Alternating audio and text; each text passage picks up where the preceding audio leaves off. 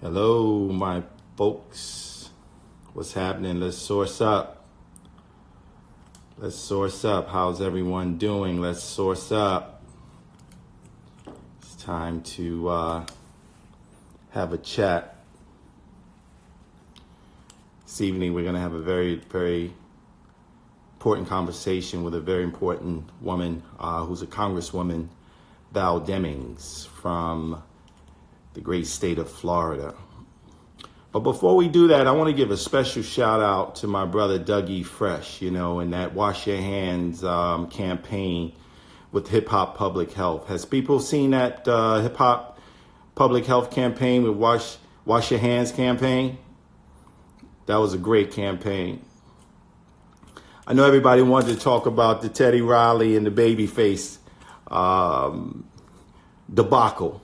We'll talk about that later. I have some of my other colleagues join for that conversation. I see my man the Cannon on. Let me get the Cannon on real quick since he's from Florida. Let me see what the Cannon's talking about.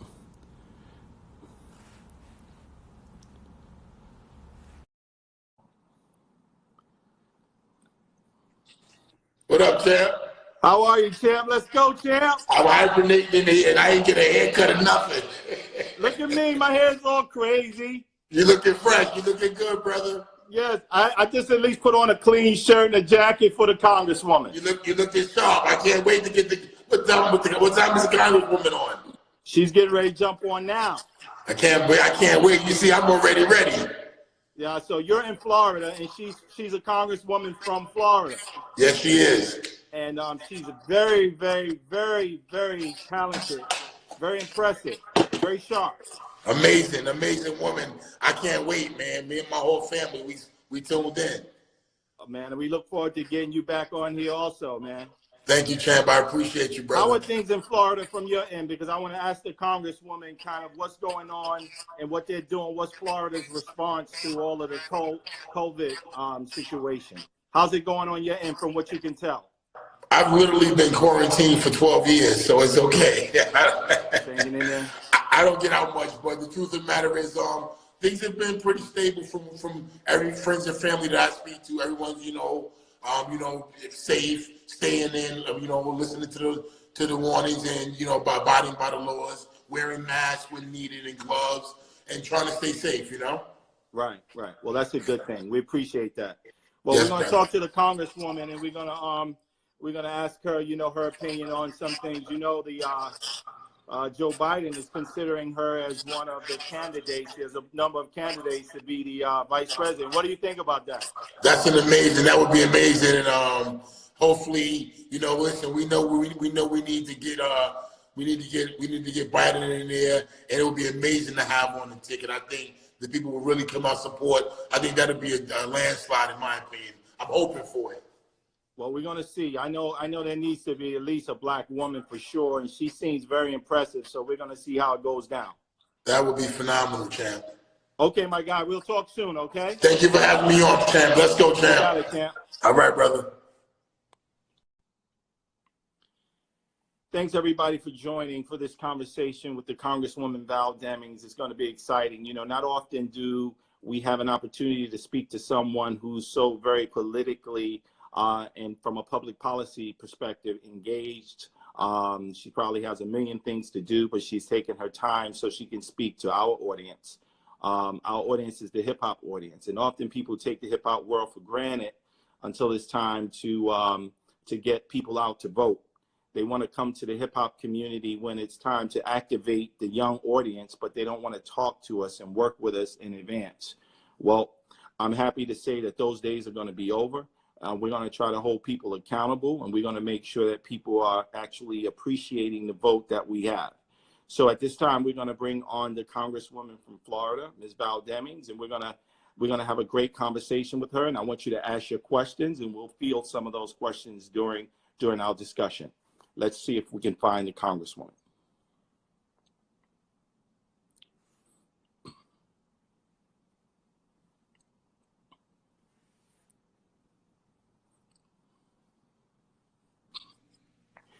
Congresswoman, how are you? I'm good. How How are you? I'm doing well, but you're looking so good and radiant and healthy during this time. Well, I tell you what, I'm trying to stay that way, okay? Well, You know, what a tough time we're having, but we'll get through it. we'll get through it, but you're looking fantastic, and you give me strength just looking at you. I don't know. I think you have enough all by yourself, but I'll take that.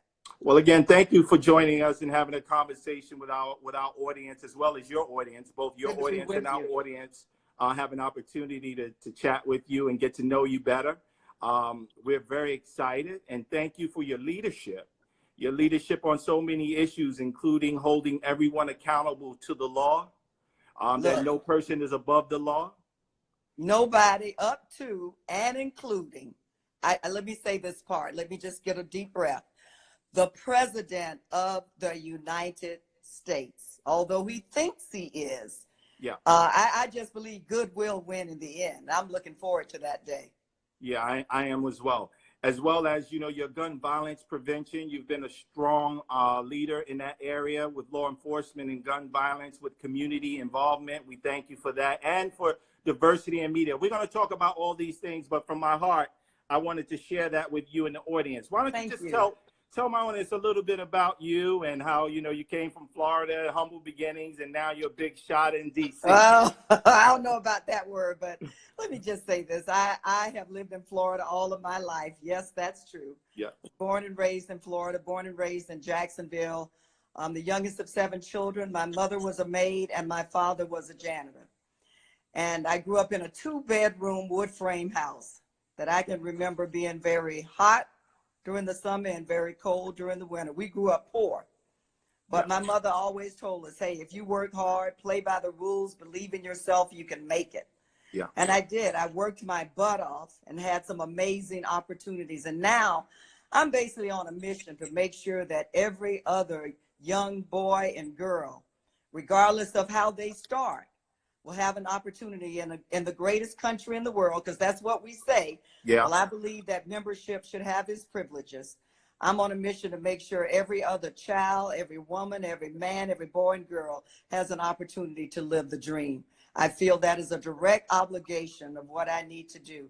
And then as we're going through this COVID-19 pandemic, the safety of people, that is our number one priority. I did that as a law enforcement officer, as a chief of police. I did it as a social worker, working with broken families and broken children. And I'm doing it now as a member of Congress. It is our primary responsibility, Yeah. is to take care of people. And I try to do that every day. Well, you say your primary responsibility. We've got a clip of one of your speaking to someone stating that in America, that if you don't like something, the beauty of the country is that you can ability to have and go change it. Right? That's right. So that empowerment theory is something that I've seen you live by quite a bit. How are you empowering Florida right now, or helping your governor, Ron DeSantis and Rick Scott, make sure that they don't just side too much with the president, and that the people's agenda is not left behind? Oh, so you're going to ask the tough questions up close. Right out the gate. I got to start in Florida. I'm a member of Congress. I'm not a magician, but let me educate the crowd. Yeah. We try to remind our governor that his number one concern is to take care of Floridians. Yeah. And what has been so amazing to me is on March 1st, Florida Surgeon General declared a public health emergency. Yet it wasn't until April 3rd that our governor issued a stay-at-home order.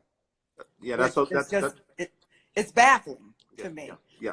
After the Surgeon General issued a public health emergency, our governor allowed the beaches to stay open, and I'm sure you, as well as many of your followers, saw young people on Florida beaches partying like it was, what did Prince say, 1999? That's what he said. And my daughter had a ticket to go to spring break in Miami, and we had to cancel that ticket. Good for you. Yeah. Yeah. But you know what? We welcome our spring breakers. We actually look forward to it every year. I can't do that anymore, but we try to take care and make sure they have a good, safe time. But this year, It was just not appropriate for our governor to do that. And so we're trying to remind him of what his primary responsibility is. Florida, like other states around the country, need more testing. Yeah. We've certainly seen the very troubling and alarming numbers of COVID-19 cases among African Americans and in our community and Black and brown communities. We want to know why that is. I have my own theories about it. I think it's the result of decades of injustices and inequities in our community. And so we need to make sure, if there was ever a time that I think the president, his administration, every member of Congress, and local and state elected officials should understand the importance of health care, that time is now. Right. Well, the issue of sending people back to work and relaxing the quarantine restrictions is something that's happening all over. And as we see, and a lot of our audience is trying to grapple with, well, who's in charge? Who really is making this decision? Is it the president on the federal level? Is it the folks who we send to Congress to help gear national policy? Or is it in fact the state's responsibility led by their governor and their local legislators? Well, I'll start with the governors. The governors have the primary responsibility to take care of people in their states. They know their states, they know the people, they know the circumstances on the ground. The federal government's responsibility is to make sure they have the resources and support that they need. So when the president talked last week about he had basically absolute authority and it stopped with him and he was going to tell the governors what to do, well, he really didn't know what he was talking about, because that's not true. That is the governor's primary responsibility. However, our job in the federal government, we're an equal branch of government. Yes. And we have three bodies of government.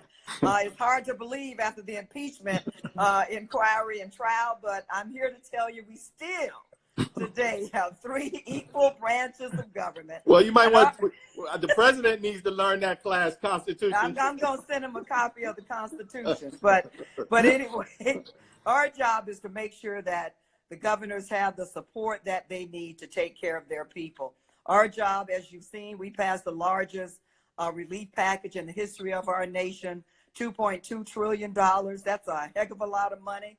We've never passed a package like that before, but we quickly found out it's not enough.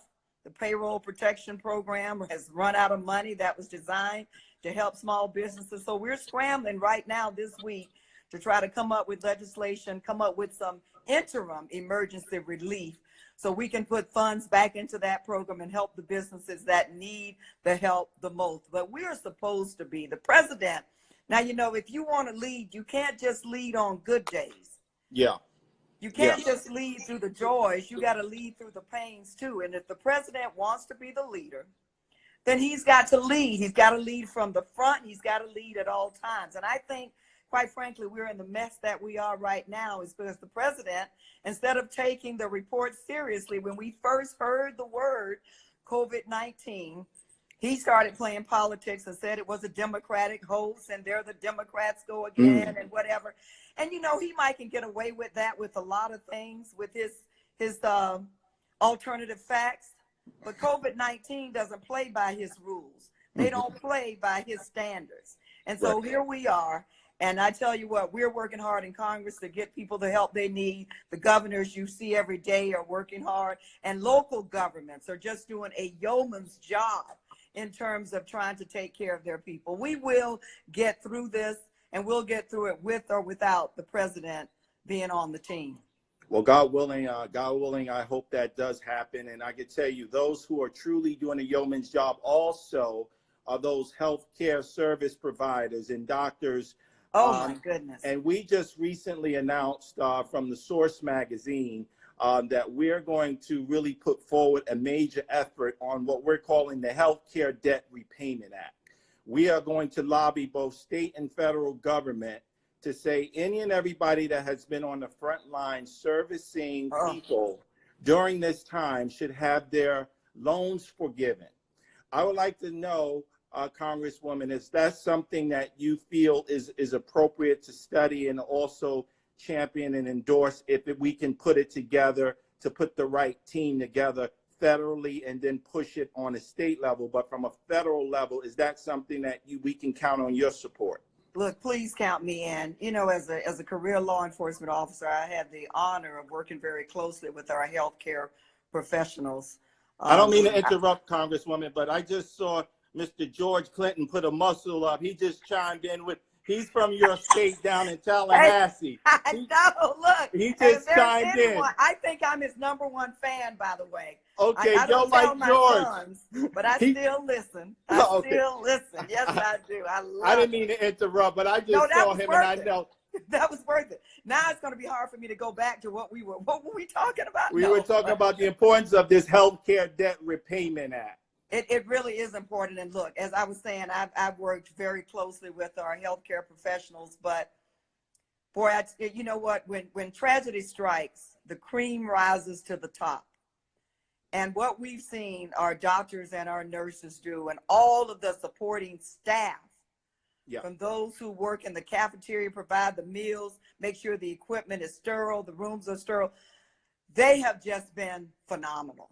Yeah. And if there was ever any doubters out there about how hard they work, we have seen them put themselves. I heard somebody today who was on like a 72-hour shift, which means they're just spending the night at the hospital taking care of their patients. And I would fully support any initiative that would help them, that would make their lives better, to take care of them. And we need to be thinking about, you know, God forbid if we see this again, but we sure better be proactive as opposed to reactive and start preparing. And we do need to think about those nurses and doctors and supporting staff who are in school right now preparing.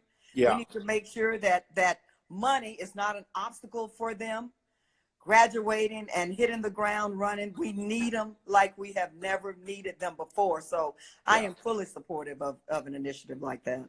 Well, thank you so much, because the Pell Grant has really helped a lot of our community go to college. But for so many of our doctors in the most distressed communities, that's right, they still have these huge loans, not only doctors, but nurses and other healthcare professionals. They should not have to pay back the government for serving the government and taking care of our people for this was at risk. And you know what? And they're the only ones who can do it. It's not like you can say, well, oh, they want to get paid, or they want us to take care of their loans, or they want us, so let's just get rid of them and bring. No, they're the only one that's filling this space, and they have just stepped up in an amazing, remarkable way. And you're right. We need to take care of it. And think also, let me just say this. You know, because of the social distancing, they've also been put in the role of being the loved one or the person that's there with people who are critically ill, talking them through it, whispering a prayer, holding their hands. I mean, they are doing much more than they're paid to do. We need to take care of them like they're taking care of the people that we love and taking care of people all across this country.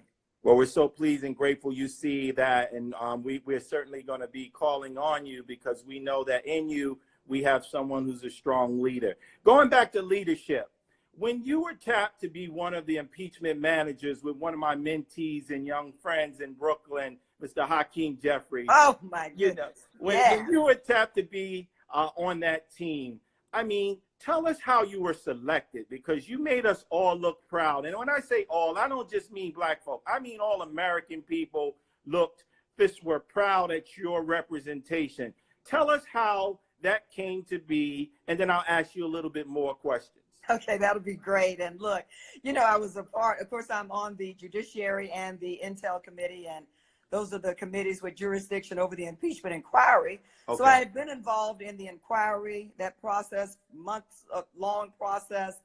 And so at the end of that, I had several people, reporters, colleagues, and others asking me if I wanted to be one of the 7 managers. And my response was, look, you know, we'll see what happens. I'm not writing a letter. I'm not putting in for it. I mean, you know, I just think leadership should be free to select who they think are the best ones to get the job done. And so I remember I was in my office one day, and my staff, one of my staff members said, well, the speaker wants to see you.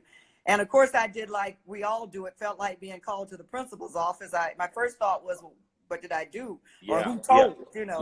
But anyway. What's going on here? What's going on here?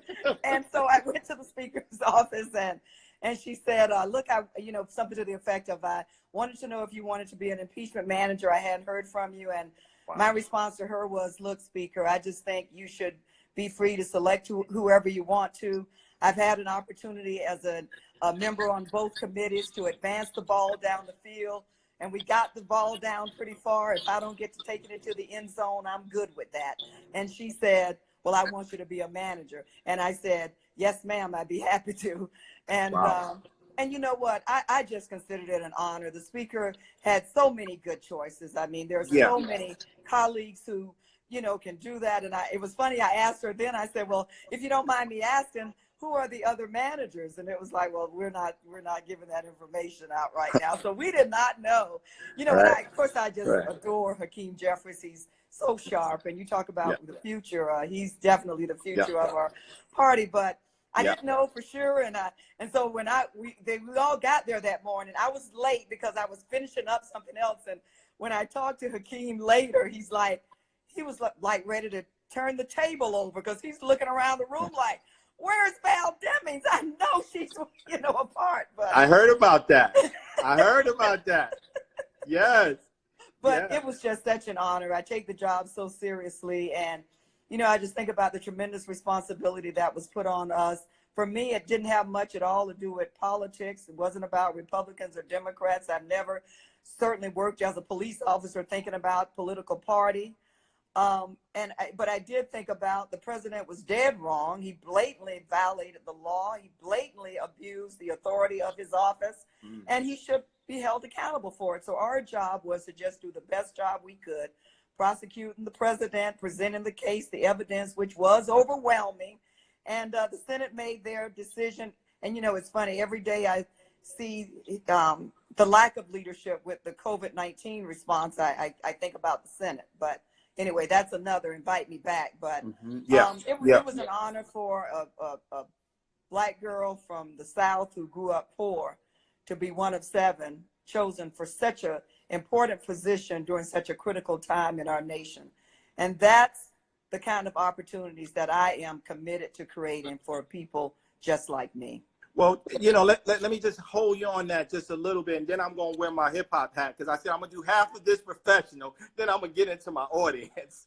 But, what was it like standing on the floor of the Senate? As I did my research, obviously there have been just only 2 Black women senators. And I think you were just the 4th Black woman to actually have an opportunity to stand on the floor and make an argument. I mean, did the spirit of the ancestors come through you, or what was going through, what were you thinking? Let me just say this, it's one of those, do I need to pinch myself moments, because I'm sure there was a time we couldn't do anything but clean up the Senate chambers. If we were allowed, I don't know if we were allowed since the very beginning to even be able to do that. But, when I did my opening speech during the impeachment inquiry, I said that I am the ancestor of the descendant of slaves. Yeah. And I said slaves who did not make it, but dreamed that one day I would make it, right? That's right. And so transitioning to being able to speak on the Senate floor, I felt like I was speaking for every person before me who was laughed at or spat on or disgraced in some way, and wouldn't have had an opportunity at all to even be near the Senate floor, not alone speak there. Yeah. And and so it was such an honor and a privilege. And but you're right, it was the joys and pains of it, the pains of who couldn't do it, but the joy that I felt like I was speaking for every Black man and Black woman who had not gotten the opportunity and died long before Carol Moseley Braun was elected, or Kamala Harris was elected, or Shirley Chisholm walked on the House floor. And so it was a tremendous responsibility, but I considered it such an honor. And I hope that I made my ancestors proud during the impeachment trial. You did. And I mean, I have a whole bunch of Delta Sigma Theta women working for me. I sure know they were screaming. But every black woman, every American who stand for justice and truth, they were proud, really, because that's, you embody that, and I know you personally. I feel your energy is the real deal. It's none of that fake politics. Oh, it's the, look, I don't have time. My mother, look, one thing she would not allow us to be, and that's fake and phony. Why would you want to be? Because you know what she used to say? You obviously don't think very much of yourselves if you're trying to be something other than who you are. And so I'm going to try to make myself look good. I'm going to try to make who I am look good. And so we all want to be, don't spend time and the headache of trying to be somebody else. Be you. Be proud. Be you. Be proud. You.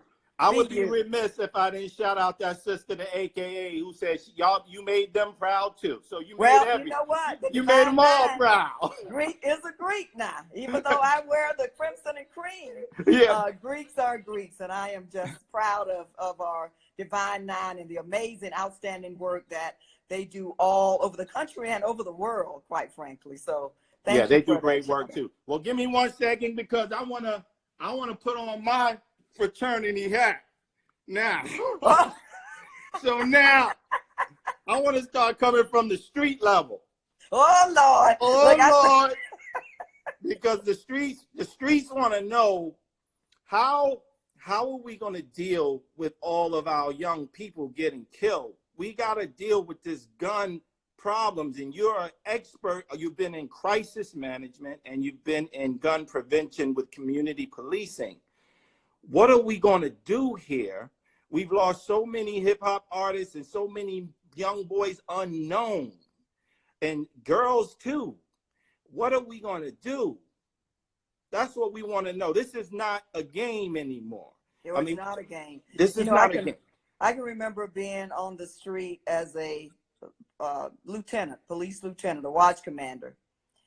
And I can remember responding to scenes where young men were dead as a result of gun violence, and it's 2 and 3 o'clock in the morning, and being the mother of 3 sons, I cannot tell you the feeling that I had standing there, looking at that loss of life, that talent and potential gone, and also thinking about their families, their mothers who were about to get a phone call that would change their lives, and they didn't even know yet that the call was coming.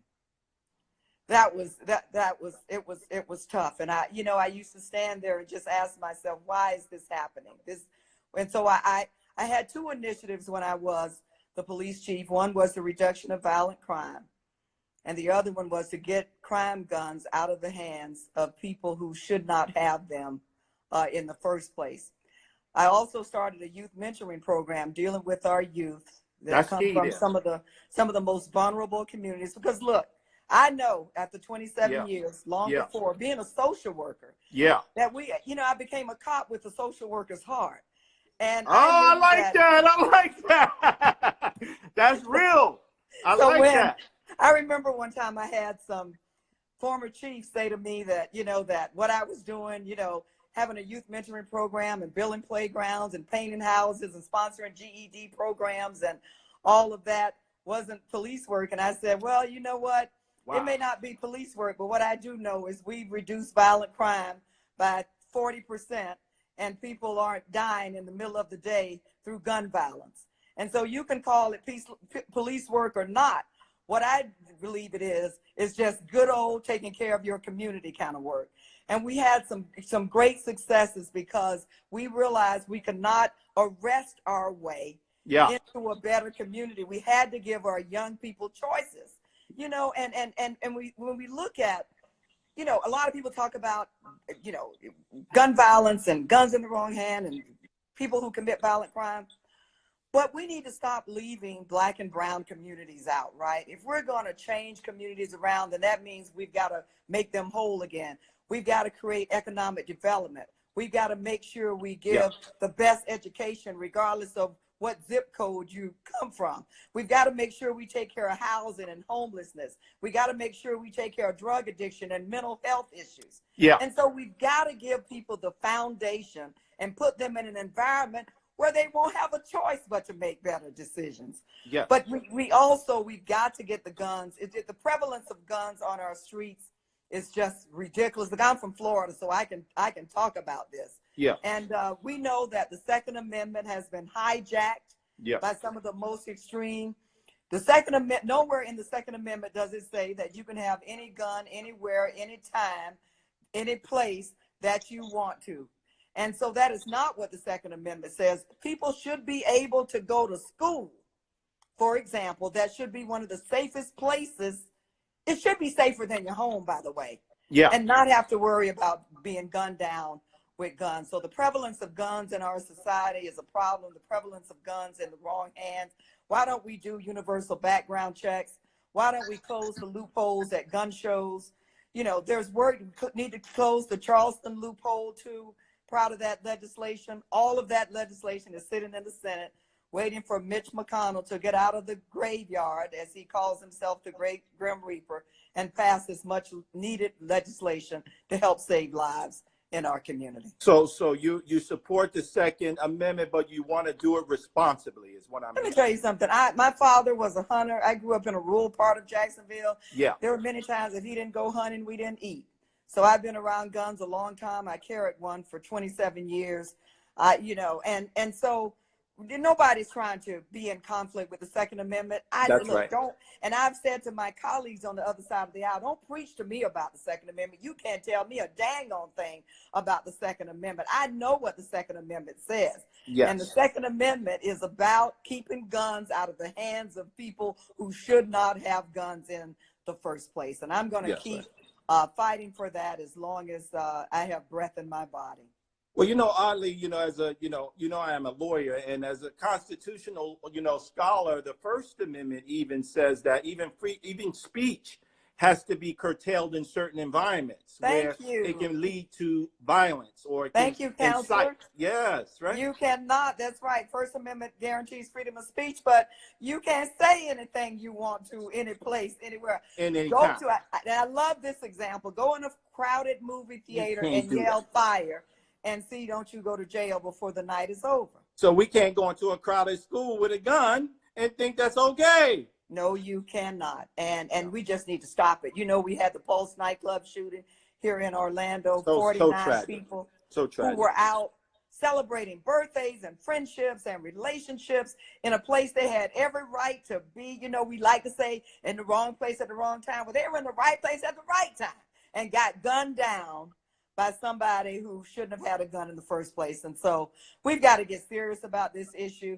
You know, people like to put it on the music. Oh, it's the music's fault. Well, other countries listen to different kinds of music, and they aren't shooting up schools and nightclubs and churches and every place. So we just need to knock it off, and we need to get serious about this and think about, don't ignore this issue and let it be your child, your son, your daughter. Don't ignore this issue. Let's get serious about it. And so that's I pray that my colleagues on the other side of the aisle get it and will join us in this effort.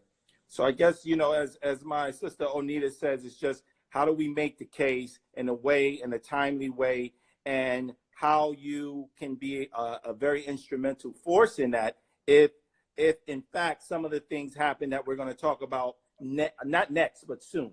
Now, the next thing is, you mentioned about economic development, and I want to tie that with diversity in media, because that's how our paths crossed. That's right. With respect to your initiatives to be helpful with diversifying media, and a number of my colleagues and friends, as well as your great staff and Chief of Staff Wendy with Terrell and a whole bunch of other folks. You know, we're struggling out here in media, and we can't tell our stories if we don't have the support. For example, you were kind enough to jump on here, and we have over 100 million people that come to our site, but very rarely do we get the support and the advertising. Tell us how important it is from your vantage point to have diversity in media. Well, I want to thank you so much for your support of our initiative and all of the people who joined you. Look, we talk about bias a lot, and bias is alive and well. And who tell the story matters. Yes. And so when we talk about, police departments, I'll give that as an example. Police departments are better when we hire people to patrol who look like the community that they are patrolling. Yeah. Congress is better when we elect people that come from communities that look like the people that we're representing. And we can say that with our teachers. We can say that in just about every profession. Doesn't it make sense that when you look at the powerful influence that the media has, doesn't it make sense that we have people in media who look like audiences, every audience across the United States of America? Who tells the story matters. And along with that, not only do we have people that look like us telling the stories in every level of media, but we also need to have, it needs to come along with the economic benefit. Why aren't, you just said you have 1 million followers. 100 million, 100 million. I'm sorry, People 100 come to million. the That's site. right. Get me right. Get me straight. Why don't you have advertising that supports that? And so we have to continue to be a strong voice. I mean, we have to ask those questions, quite frankly. You know, in Congress, we have a lot of different giants, I'll put it that way, that appear before us. Yes. And we have to do a better job and be more aggressive as we ask them about how they conduct business. We have to also include, well, who do you advertise with? And how are you reaching communities that look like, how are you reaching Black and brown communities? You know, having us come in and buy your product and help you make money is not enough, because our communities need to have economic, development as well. And so we have to use the microphone and the megaphone and the stage that we have as well, not just on the federal level, but state and local as well. Because we teach people how to treat us, right? And so we have to demand that that the news is delivered by people that look like us, and then advertisement should follow in the communities or the businesses that serve our communities and that serve us. And it, truthfully, to be honest with you, it only works for the betterment of those who are trying to sell services and products with a diverse view and reach the audience.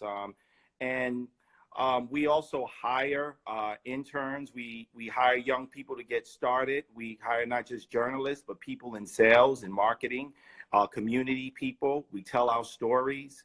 We bring awareness and insights to public policy. Right. So it's not just about, hey, sharing money. It's also about making our country more informed and knowledgeable. Right. And knowledgeable, so that we can stay leaders in the world. But without that, we're only going to have a very limited perspective. And see thank you. You just took the words out of my mouth, because what you do and others like you bring perspective. And that's something that comes with experience. Yes. And that's why it's so important and so critical that you continue to do what you're doing, and other people like you continue to tell that story and bring the much needed perspective that will help to influence the decision makers. Yeah. It's critical. Now, you got 3 sons now. I know the perspective of the hip hop world and culture has come through there. You must have had to listen to some hip hop in your day. Now, well, who's your favorite hip hop artist? Let me tell you now, you're right. I have 3 sons, and I spent a lot of time doing this. Then I spent a lot of time doing this too, right? Both. And you know what I'm so proud of now, let me preface it with this. What I'm so proud about of my sons is they always, when they talk about who they listen to and who they listen to is who I listen to, they talk about giving back to the community. Yeah. And like Chance the Rapper. Oh yeah. He's serious with it. He's serious. And he got great music. Great Music and that's let's go back to the perspective thing, right? Yeah. He tells a story, real life stories that give real life perspective, that can hopefully influence people for the better and give them the, I hadn't thought about it that way moment. And while he's doing that, he's also giving back to the community in terms of his support of education. I do believe that education is the key to success. Yeah. Our children are going to make it, and that's whether they go to college or they go to trade school, you learn a skill or a trade. Education is the key to success. And then my sons love Kendrick Lamar, and I would say, there we go, for the same, for the for the for the same reasons. For the same reason. For the same reasons. Tell a story with perspective, and you know, I love. The story helps you to feel better about yourself. You know, I was talking earlier about be happy with who you are and like who you are. And you know, Kendrick Lamar has a song. I can't give the whole title, but Yeah. it has something about vibe. Don't kill my vibe in it. And it really is about, don't look, I like me the way, don't mess up my, I like me and who I am and all. And then also giving back to the community. And I think, when we talked about the media diversity and perspective, a lot of people only, you know, they hear once, oh, that's hip hop, but they don't know the whole story. Right. And if they spent the time to know the whole story, then, you know, I could see those sales just going higher and higher. Well, there is a message. Well, that's the reason why the source existed. You know, over 32 years ago, two kids out of Harvard University started the source, and I've kept it going and revived it so we can not only tell the whole story, but balance it out and celebrate those who are giving content that inspires and uplifts our community, not just how they're feeling, because many of them are actually reporting what they see. And what they see, unfortunately, is a failed government, is a failed economic system, is a failed love, and it's failure. So they're reporting failure, but then you're blaming the victim of the failure. So we want to inspire them to be great and do what you said earlier. If you don't like something, then do something and change it. Do something to change it. That's absolutely correct. And you know what, we you know, and let me just say this, we need our young people to be engaged and involved. Yes. They are so smart, so talented, so strategic. They are tuned in. And if we're going to be the leaders, today's leaders, we've got to be able to take the plain truth as it is, right? Yeah. And because if we're really committed to changing things for the better, then we've got to be able to hear their stories and then do something about it. You know, I think the Parkland, one of the big disappointments for the Parkland kids was being told that, you know, if you see something you don't like, change it. And so they hit the street, and a whole lot of millions of other children with them, and marched on Washington, did the March for Your Lives march and all of this. And they were disappointed in our dismal response to gun violence. So we've got to do better. We've got to keep them engaged and involved. We've got to listen to them, whether that's through music or sitting down, visiting Capitol Hill and telling the plain truth. Look, I learned to face the truth long time ago. Yeah. And so, you know, if I really wanted to change my community, which I was committed to it, I spent a lot of time talking to people who lived in some of the toughest communities. I let them yell and scream at me and call me all kind of names, but look, because it wasn't about me. It was about making things better. It was about making things safer. And I was committed to doing that. So we've got to do a better job of working together and listening to those who have the experience and the knowledge and work together to change things for the better. Well, I'm so glad you're saying this while you're not running for office yet, but soon one day somebody may pull you in. I hear you on the short list. I hear you on the short list with a bunch of other qualified women, but I hear you on the short list of a small few women that the former Vice President, Joe Biden, is considering for the vice presidency. Wow. Congratulations. Well, you know what? It's just wow. You could just stop right there when you talk about a list of Black women. Wow. Let's just stop. See, you could stop right there. A list of Black women being considered. Oh, I see. The second most powerful position in the nation. Wow. And let me just say this. I'm delighted to be in such great company. And either one of the women on that list could do the job and do it well. Wow. And I just believe that history calls for an African-American woman to be selected I agree, to 100%. run on the ticket. It's time. Yes. And, I mean, you can't continue to say black women, or, black women are everywhere. Now, let me just say, we do, we're everywhere doing everything. All the And time. you can't just continue to say that black women are the backbone of the Democratic Party. Well, okay, that's fine. Yeah. But the backbone should have its privileges. And the backbone should get some meat on the bone. That's what. But let me tell you something. You could not stand without the backbone. You can't. You fall right over. You fall right over. So if we're the backbone, Yes, then ma'am. this is a great opportunity to prove it.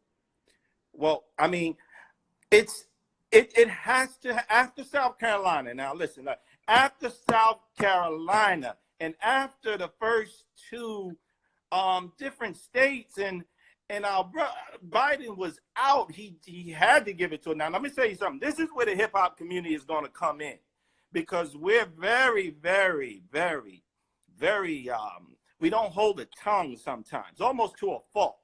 But we're not having it this time. This time, we want to make sure we're negotiating, and on everybody's plank is not just a black woman, but a qualified black woman who can win the ticket. And that's what we want. And and you should want it. And what's that saying? I'm not asking, I'm demanding. Not because I just don't have anything else to do, but because there are several experienced, qualified black women who can do the job. Yeah. And so there is no excuse. We're not just fighting for a black woman. We don't have to. We don't have to just fight for a black woman, because we have several qualified women who just happen to be black. Okay, well, Congresswoman, I mean, we're running short on time, but I can say this.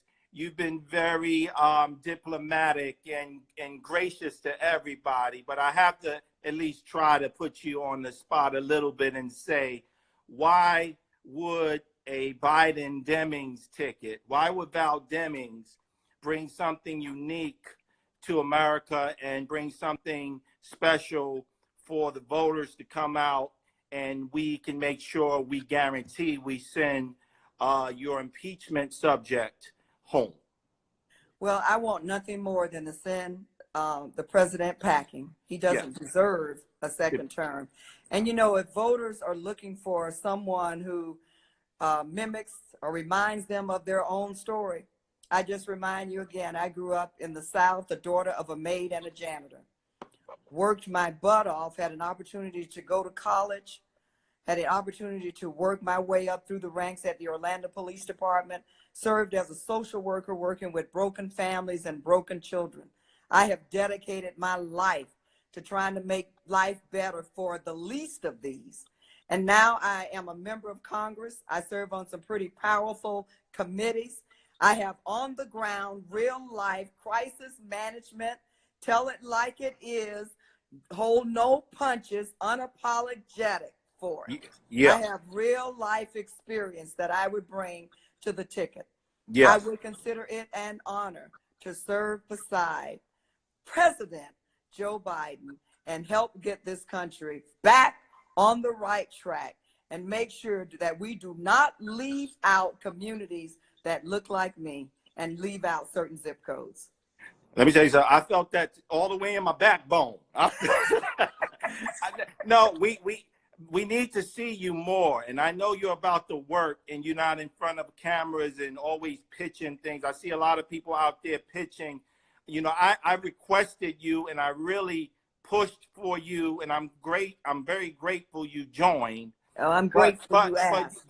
But sister, you have to get out here more so that people can hear from you and see you and feel the integrity and look at your work, because I tell you, your work speaks for itself, and you don't have the baggage that sometimes comes with being in the fight. And we need to win this thing by any means necessary. We gotta win. Huh? We gotta win. I had a group with the Florida Democratic Party, a conference call the other day with the Florida Democratic Party, and I said, look, Trump will be denied a second term if we deny him the state of Florida. I'm from Florida. That's I've right. lived in Florida all my life. Grew up That's in North strategic. Florida, live in Central Florida. That's I-4 strategic. Florida. That's strategic. We can do this. We That's are strategic. committed. Our number one priority is deny him Florida. If we deny him Florida, we deny him the White House. That is strategic right there. We deny him, and he's not going to get Michigan this time. We deny him, but you know what? Trump will get the White House if he picks the right VP who can get him Florida and get him elected all across this country. You mean Joe Biden? I'm sorry, Joe Biden will win the White House. That's right. If he picks the right VP and That's he wins absolutely Florida. correct. He can't take it for granted, because if he doesn't have the right team and he's not making the right deals, people will sit down. And I need him to have somebody in there that can really understand and respect truth to power so that he can actually do the right thing. And I know that you have done the right thing all your career. Well, that I have definitely tried to do. I have the energy, I have the guts and the courage, and I'm ready for the fight. And you got the husband too, because he's ready too. You and your husband, man, y'all be on the motorcycles in Florida, and y'all ready. Mayor Demings, please give him my regards. I will. And Sister Congresswoman, it's been a pleasure. It's been my pleasure. And we're going to let this roll all the way. And I see so many of my major influencers chiming in who may or may not had enough of the personal side of Congresswoman Val Demings. But this has been wonderful. And I'm sure that you're going to do amazing things with or without the VP position. But we certainly wish you well. Thank you so much. Thanks for inviting me. Invite me back. You got it. I'm on the line setting it up next time. Thank you so much. Thank you. Keep up the good work. Thank you. Hey, last thing I'm going to tell you. Yes. I'm going to call our friends too over at Black Girls Rock in Beverly Bond, because, sister, you rock. Thank you. Take care. Bye-bye.